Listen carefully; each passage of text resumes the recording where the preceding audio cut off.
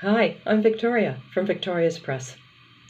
Don't we all have a box of old family photos waiting to be sorted? How nice it would be to share those images with family, to grow your family story. You're invited to share mine.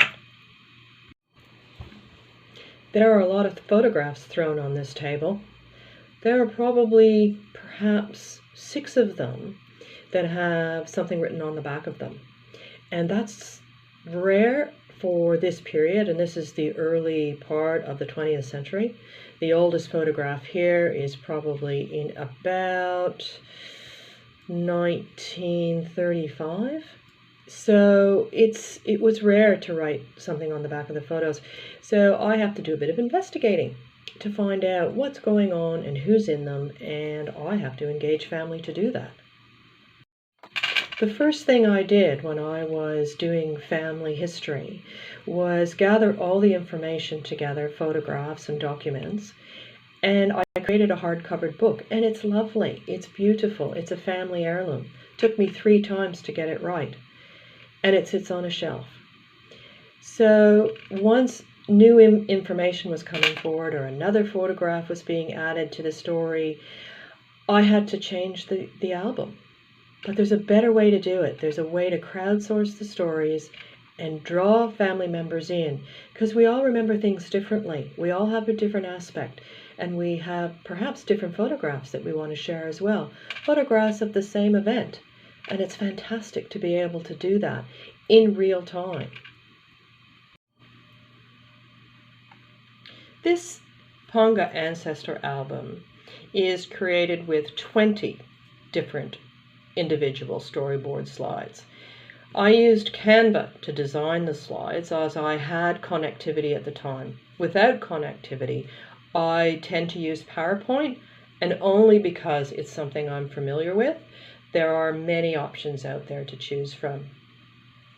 Each storyboard slide is packed with images and small stories and little details about my ancestors. The image of my violinist great-uncle Bert sparked quite the response from family.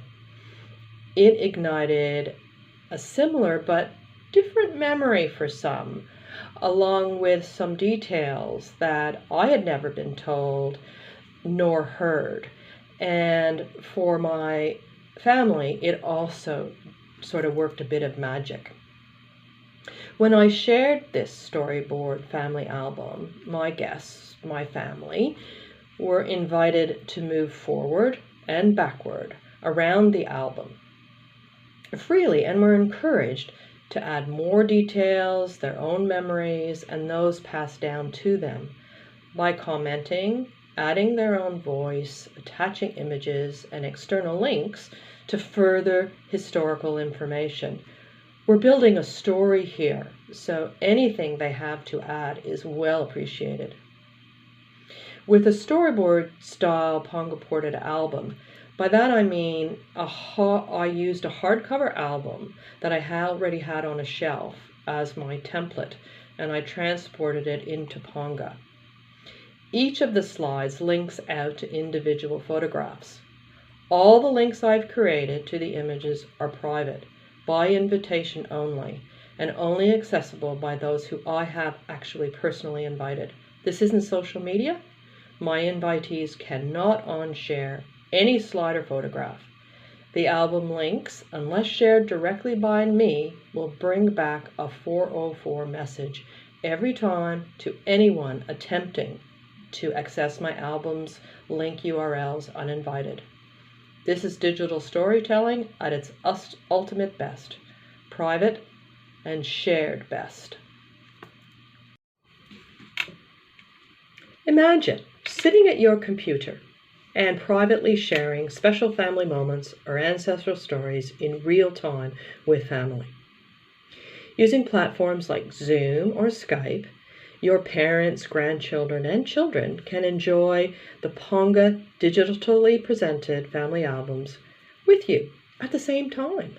Amazing to me that we can do this, but we definitely can. Digital storytelling fills the screen with memories and crowdsourced from your family. Unknown faces are identified. mysteries are solved and sometimes even created. I do know this is like show and tell. This is magic, or maybe not. This is Ponga.